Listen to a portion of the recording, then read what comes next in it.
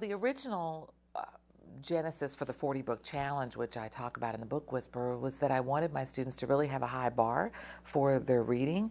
That number didn't come up randomly. It really came from what was my total influence on the reading lives of my students. 40 weeks, 36 weeks of school, and 4 weeks of school vacation. It's about a book a week. Now, that's a high bar, but if I set a lower bar, if I expected my students to only read 10 books in a school year, they might read a lot less than 10, and they might not start till April. So 40 books meant let's get started, let's get going. We have a high bar. It does cause a little bit of anxiety in children and their parents at the beginning of the year, but once we get into the groove of it, parents and children are really surprised about how much reading they can accomplish. It's also not a contest or a competition. The students are not competing for each other. There are no award ceremonies at the end of the year, no celebrations, no pizza parties over who met the 40 book challenge. The students who, and no punitive grading, so students who read 19 books in a year can be just as successful in language arts class as the students who read 66.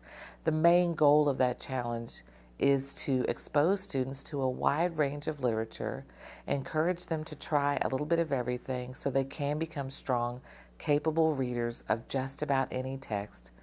But I also want my students to try a little bit of everything in the hopes that they find the one thing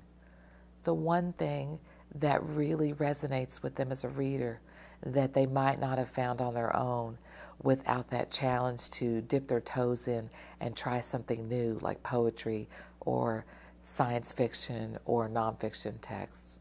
I have seen over the years since the Book Whisperer has come out a lot of corruptions of that idea in a way that I think is actually more harmful for children than it is helpful or supportive.